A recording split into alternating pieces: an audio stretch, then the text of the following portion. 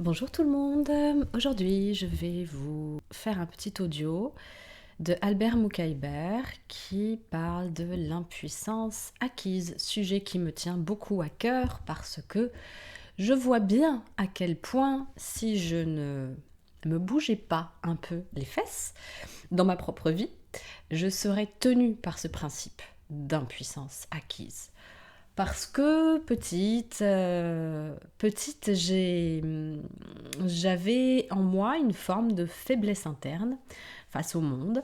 Je ressentais ça et quelque part, j'allais pas trop plus loin. Et puis les quelques fois où j'essayais, sans doute je me prenais un peu des murs. Alors du coup, j'essayais pas trop, plus que de mesure, quoi. Et je me suis forgée beaucoup là-dedans. Et j'ai réalisé, il y a quand même un certain temps, cette pulsion de vie en moi que je remercie.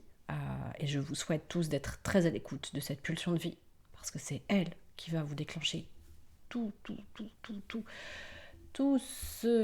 ces endroits où vous devez aller pour aller la contacter toujours et encore un peu plus. Excusez-moi. Et toujours est-il que, à un moment donné, j'ai compris. J'ai compris ce principe chez moi d'impuissance acquise. Et à partir de ce moment-là, je me suis promis tout simplement de ne plus jamais rester sur ça.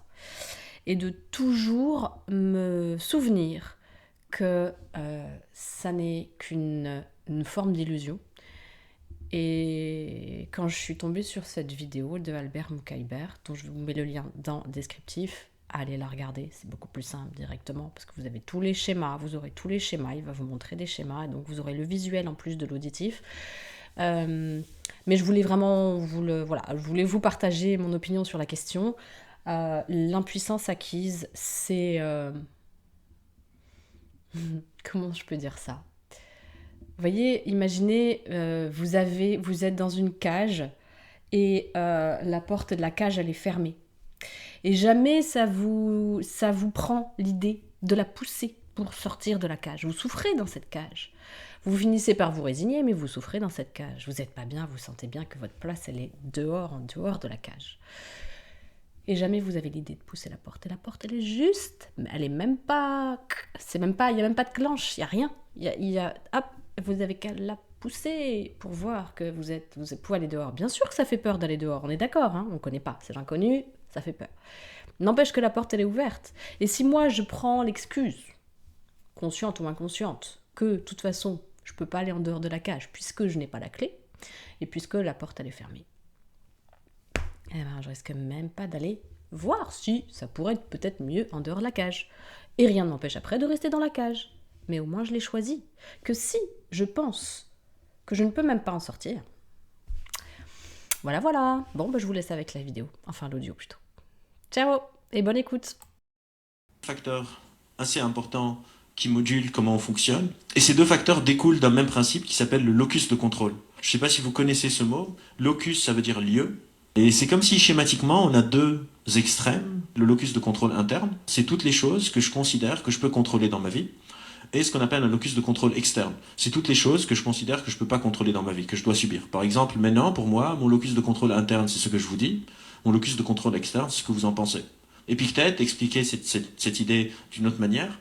Il disait le but c'est de rendre parfait ce qui dépend de moi, donc ce qui est de mon locus de contrôle interne, et prendre les autres choses comme elles viennent, prendre les choses de mon locus de contrôle externe comme elles viennent. Et encore une fois, le problème c'est quand on évalue mal nos locus de contrôle. Donc on va voir deux scénarios. Un scénario où quelqu'un surévalue son locus de contrôle externe, donc pense qu'il ne peut rien contrôler, qu'est-ce qui se passe, et un scénario quand quelqu'un surévalue son locus de contrôle interne, il pense qu'il peut tout contrôler. Deux cages, deux chiens. Un chien A, un chien B, un levier dans chaque cage, une ampoule, et, c'est là où ça se corse un peu, le sol de la cage est électrifié.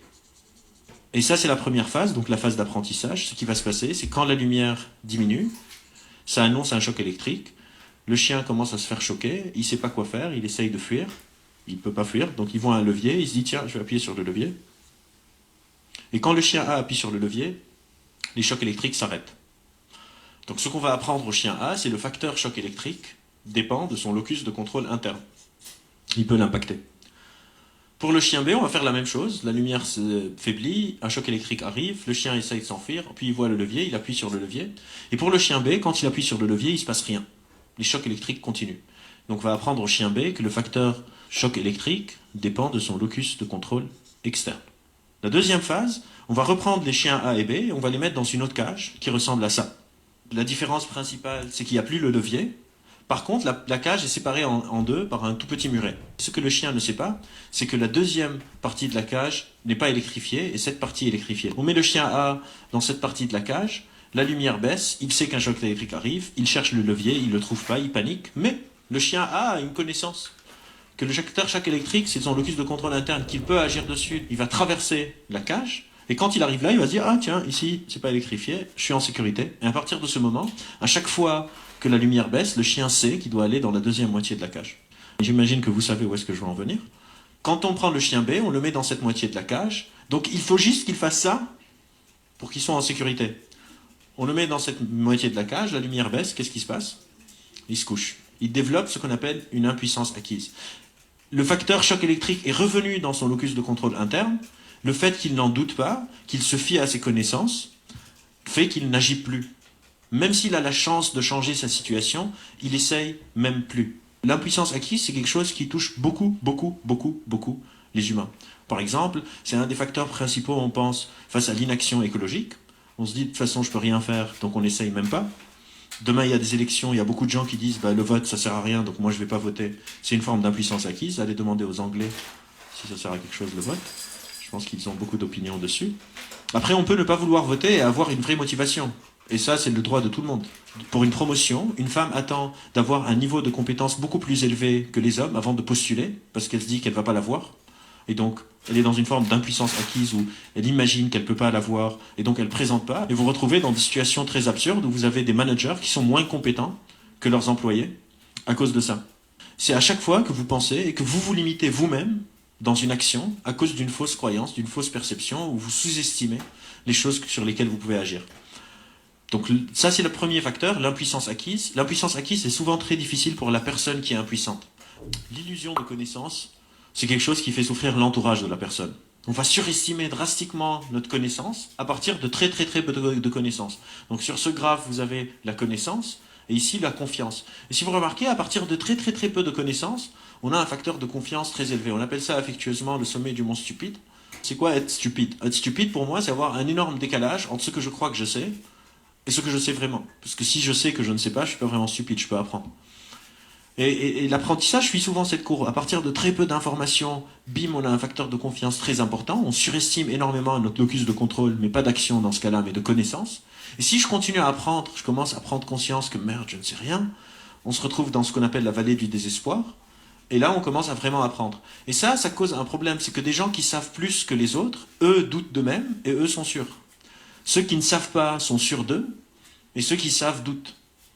Et la société aujourd'hui, malheureusement, est une sorte de fabrique d'illusions de connaissances. Il y a beaucoup de gens qui sont très compétents dont on ne profite pas du tout, parce qu'ils n'osent pas se mettre en avant, et les gens qui se mettent le plus en avant sont souvent qui ne s'y connaissent pas vraiment sur le sujet sur lequel ils s'avancent. Et donc on se retrouve dans ce monde où on n'est plus du tout dans un problème d'ignorance, mais on est dans un problème d'illusion de connaissance. Parce que quand vous êtes en illusion de connaissance, vous n'avez aucune motivation de continuer à apprendre. Vous êtes convaincu que vous savez. Et on est vraiment dans une sorte de fabrique d'illusion de connaissance, parce qu'on a donné l'illusion à tout le monde qu'on peut tout comprendre très vite. Voilà, je suis vraiment très contente de vous avoir partagé ça. Ça me tient à cœur parce que dans la toute dernière vidéo que j'ai faite sur les périodes de crise, les bénéfices qu'on peut tirer des périodes de crise, bah justement je parlais de ça, de l'impuissance acquise, alors qu'en réalité on a en nous, si on est capable d'élargir ses horizons, ce dont je parle beaucoup dans cette vidéo, si on arrête d'être campé sur ses certitudes et ses fixettes mentales, et qu'on admet finalement que peut-être il y a moyen d'autre chose, ou il y a peut-être autre chose que ce qu'on voit ou ce dans quoi on s'est littéralement enfermé. Souvent on ne se rend pas compte que c'est pour se rassurer qu'on s'enferme dans des certitudes, hein. Mais on n'en a pas du tout conscience. Et ben du coup, ça... Où je voulais en venir, ça... Ouais, c'est la problématique en fait, c'est que ça nous ça nous empêche de voir que là où on n'arrive pas à changer, à bouger, à améliorer notre quotidien, à améliorer notre santé, à améliorer nos relations, tout ça, et ben en fait, on peut rester persuadé qu'on ne peut rien faire parce qu'on a ces locus qui sont pas bien, qui sont décalés. Il y a beaucoup de choses contre-intuitives en fait par rapport à ce qu'on croit. Et du coup, c'est très très intéressant de voir d'aller voir en nous, chez nous, dans notre système et dans notre vie, qu'est-ce qu'on s'est mis à croire qui était impossible et qu'est-ce qu'on s'est mis à croire qui était possible. Et regardez la cohérence entre si je m'évertue à quelque chose et que je m'énerve et je m'entête et je suis toujours face à un plafond de verre, aller vérifier si finalement je suis pas face à un truc où c'est le locus externe, donc je peux vraiment rien pour ça, et moi je m'efforce comme si c'était un locus interne, et aller voir si par ailleurs, là où je n'essaye jamais autre chose que ce que je fais d'habitude, je reste toujours dans ce truc de de toute façon c'est comme ça marche comme ça fonctionne comme ça a toujours été comme ça, ou une croyance toute faite qui dit, en externe on nous a dit que ça fonctionnait comme ça, et on n'a jamais été vérifié si c'était vraiment vraiment juste dans notre expérience.